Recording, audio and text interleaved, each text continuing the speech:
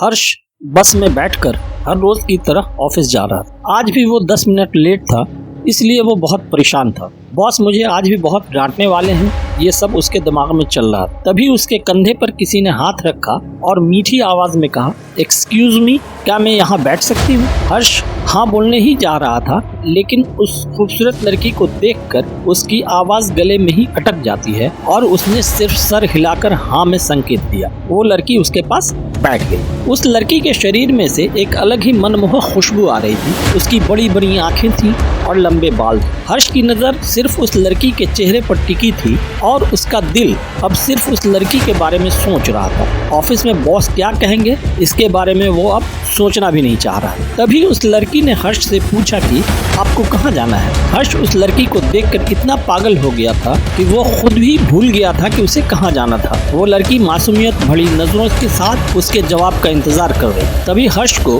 अपना बैग देखकर याद आता है कि वो ऑफिस जा रहा था। याद आते ही हर्ष ने तुरंत लड़की को जवाब दिया, MG रोड। वो लड़की मुस्कुराते हुए बोली, आपका बस स्टॉप आने ही वाला है। हर्ष को उस लड़की की आवाज बहुत अच्छी लग रही थी। हर्ष के दिमाग में सिर्फ उस लड़की के बारे में ख्याल आ रहे थे। वो जानता था कि वो एक अनजान लड़की है, फिर भी वो सिर्फ उसी के बारे में लगातार सोचता जा रहा। तभी उस लड़की ने हर्ष के कंधे पर हाथ रखा और वो बोली, आप कहाँ खो गए? आपका स्टॉप आ गया है और मेरा भी। इतना सुनने के बाद हर्ष बहुत खुश हो जाता है, क्योंकि अब वो कुछ और पल उस लड़की को देख पाएगा। बस रुकी और वो दोनों उतर गए।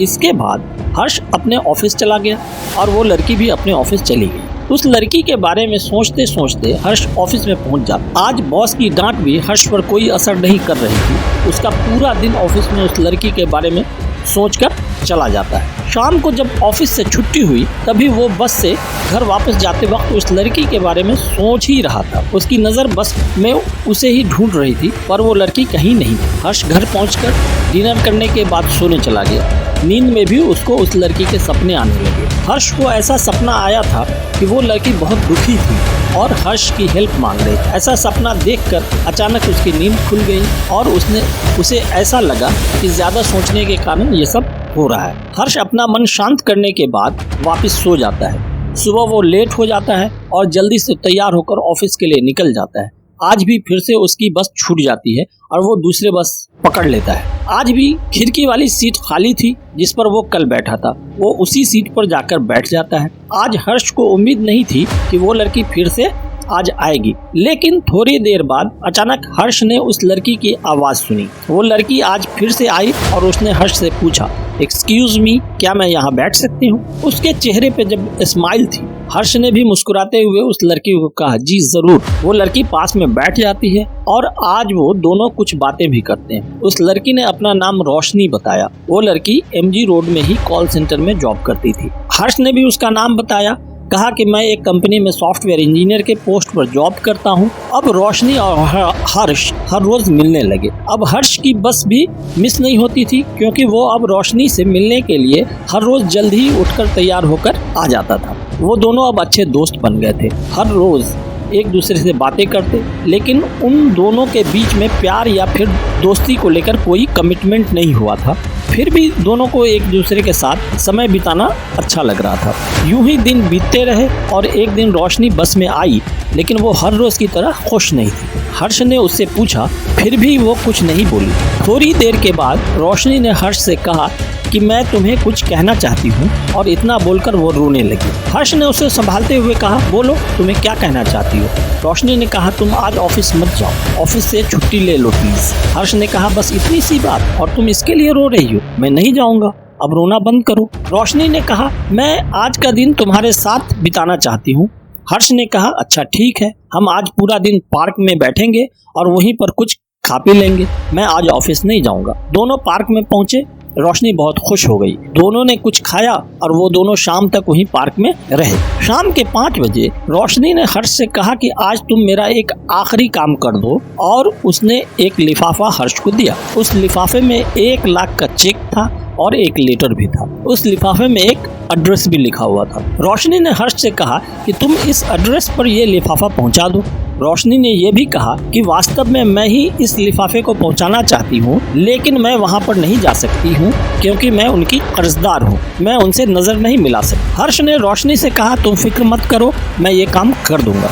दोनों का मन वापस घर जाने का नहीं था, लेकिन जाना तो था, इसलिए दोनों बस पकड़कर अपने अपने घर पहुंच गए। अगले दिन रविवार था, इसीलिए हर्ष सुबह आराम से सोकर 10 बजे जगा। वो तैयार हुआ और उसने ये डिसाइड किया कि वो आज ही इस लिफाफे को उस एड्रेस पर पहुंचा देगा। वो 12 बजे उस एड्रेस पर पहुंच गया। घर के बाहर जाकर उसने डोरबेल बजाई। थोड़ी ही देर में 2 बुजुर्ग कपल बाहर आए और उन्होंने पूछा, कौन हो तुम? हर्ष ने कहा, रोशनी ने ये लिफाफा भिजवाया है। उन दोनों ने एक दूसरे को देखा और फिर हर्ष को कहा कि बेटा तुम अंदर आ जाओ। हर्ष अंदर जाता है और अंकल उसे कुर्सी की तरफ इशारा करते हुए बैठने के लिए कहते हैं। आंटी ने कहा, बेटा मैं तुम्हारे लिए चाय बनाकर लाती हूँ, और वो अंदर किचन में चले गए। हर्ष ने कहा, आंटी मैं पहले से ही चाय नाश्ता करके आया हूँ, आप परेशान न हो। फिर भी उन्होंने जिद करके बिठाया और बातें करने लगे। उन्होंने हर्ष से पूछा कि बेटा तुम रोशनी को कैसे जानते हो? तुम्हारा उससे क्या रिश्ता है? हर्ष को समझ में नहीं आ रहा था कि मैं रोशनी के साथ क्या रिश्ता बताऊं। फिर उसने सब कुछ सच बता दिया। हर्ष की बात सुनकर वो दोनों अंकल आंटी रोने लगे और उन्होंने दीवार पर लगी फोटो को दिखाकर कहा, बेटा तुम इसी की बात कर रहे हो ना?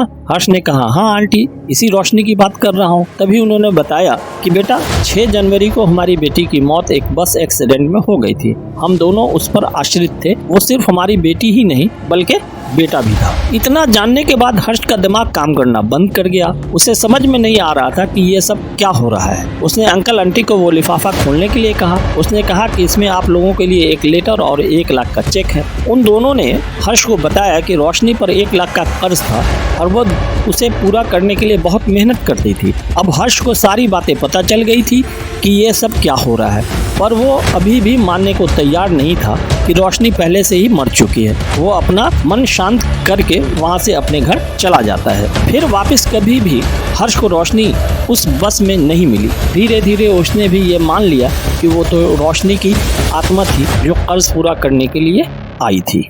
तो दोस्तों, ये थी हमारी आज की कहानी। उम्मीद करता हूँ आपको पसंद आई होगी। आपका क्या कहना है इस कहानी के बारे में? अपना कमेंट्स करके हमें जरूर बताइए। वीडियो को लाइक करके चैनल को सब्सक्राइब कर लीजिए। साथ में घंटी को दबाकर ऑल पर सेट कर लें ताकि आने वाली कहानी का नोटिफिकेशन आप तक जल्द पहुंच जाए। मिलते हैं अगले वीडियो में, तब तक के लिए धन्यवाद।